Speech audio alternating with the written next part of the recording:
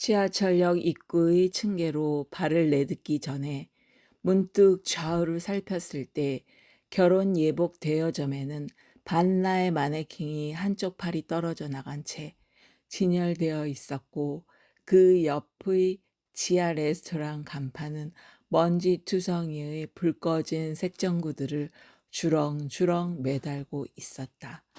실업자와 대학생과 중년 여인들이 가득 찬 지하철의 진동에 가볍게 몸을 흔들리며, 나는 주사 기운이 혈관과 리프관을 타고 빠른 속도로 퍼져나가는 것을 느끼고 있었다. 요동치던 안두통이 서서히 잠잠해졌고, 경직되었던 위장은 차츰 말랑말랑해졌다. 이렇게 고요해질 통증인 것을 지난밤에는 또 수없이 반복되었던 그 밤들에는 이런 순간을 믿지 못했었다.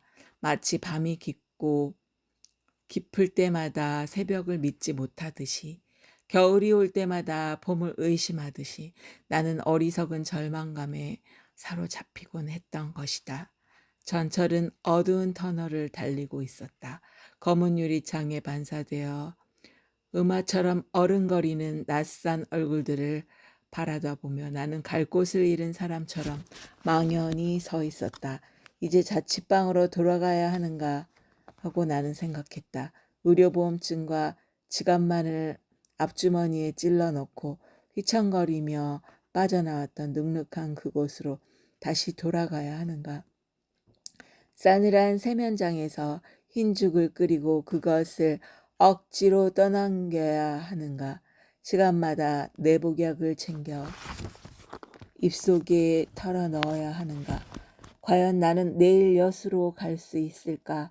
이제 20년도 더 지나버린 그곳으로 정말 갈 생각이었던가. 손바닥이 손톱에 파이도록 두 주먹을 불끈 쥔 채 나는 어두운 전철 유리창을 쏘아보고 있었다. 자은과 나의 생활은 한마디로 물과 기름 같은 것이었다.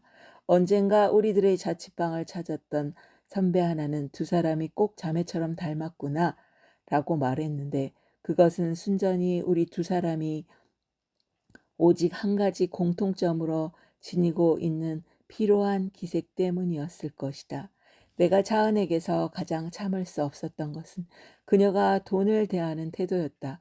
자은은 아무데나 눈에 보이는 곳에 자신의 소지품들을 늘어놓곤 했는데, 화장대며 싱크대며 세면장 문턱에까지 토큰과 동전들, 심지어 만원권 지폐까지 뒹굴고 있기 일쑤였다. 함께 살게 될 무렵 자은은 무직 상태였고 금전적으로 어려운 눈치였는데도 그랬고, 한 달쯤 지나 건너 동네 봉제 공장에 다니면서부터는 더욱 심해졌다. 나는 몇 번이고 여기저기 널려있는 자은의 돈에 대한 불만을 표시했다. 나는 분명한 것을 좋아하는 성격이다. 너저분하는 것을 싫어할 뿐 아니라 돈이라는 것은 그렇게 간수해서는 안 된다고 교육받은 사람이다. 도대체 당신은 소유욕이라는 것도 없는 사람인가?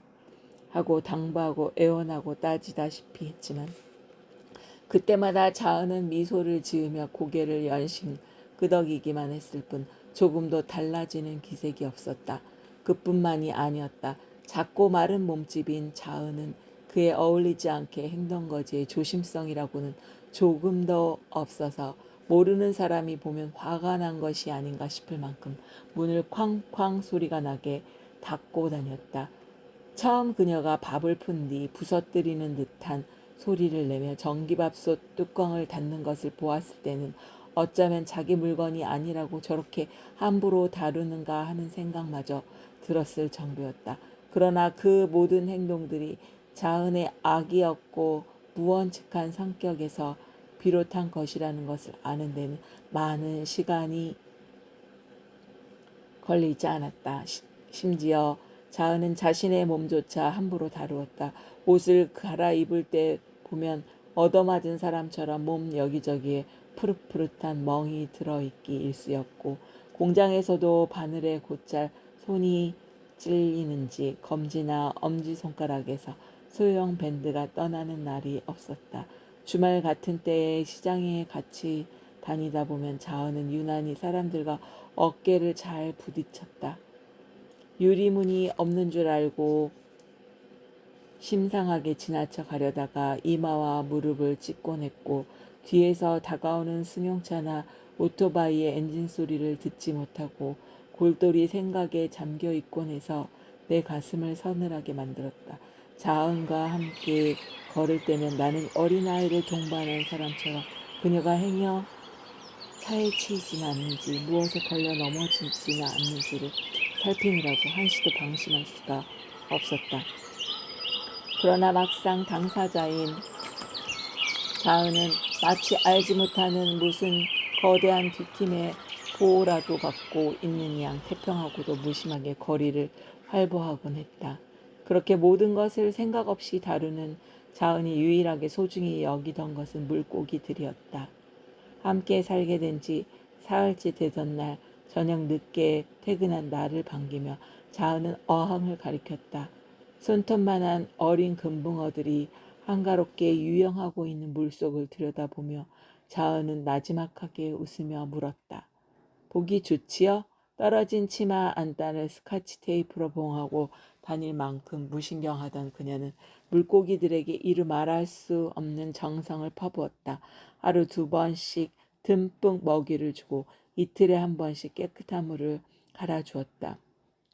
사료가 떨어지면 늦은 밤이라도 시장을 헤매어 커다란 봉지째 하나름 사들고 돌아오곤 했다. 먹다 남은 식빵이나 다 먹은 카스텔라 종이에 붙은 빵가루는 언제나 물고기들의 몫이었다. 행여 조금이라도 붙어 있을까 카스텔라 종이가 찢어지도록 꼼꼼히 떼고 긁어낸 빵가루들을 수면에 뿌린 후 자은은 분주히 먹이를 삼키는 물고기들을 하염없이 바라보고 있곤 했다. 언제였던가 그러고 있다가 그녀는 나에게 혼잣말처럼 중얼거렸다. 세상에 있는 모든 물은 바다로 흘러가고 그 바다는 여수 앞바다와 섞여 있어요. 자은은 내 고향이 여수라는 것을 알자 우울한 얼굴에 환희에 찬 경련이 일어날 만큼 반가움을 표시했었다.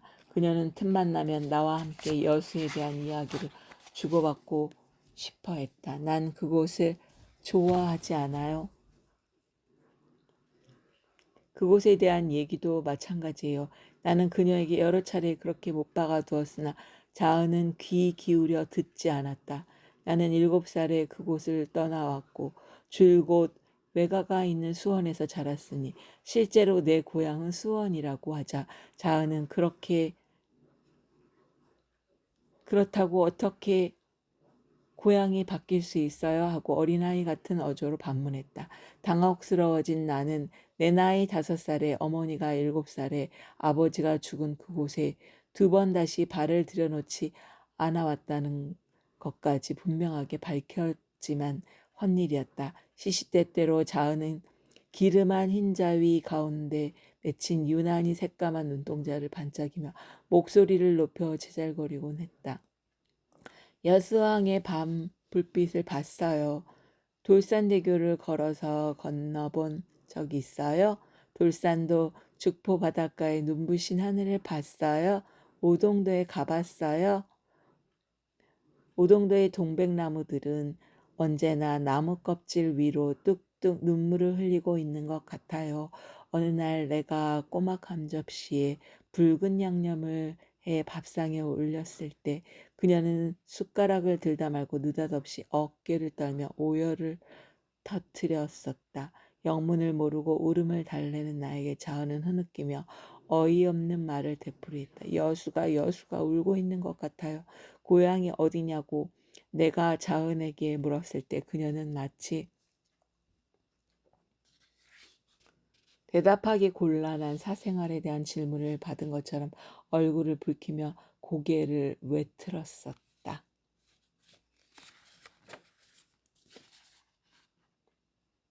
여기까지 여수사랑의 30페이지 초반인데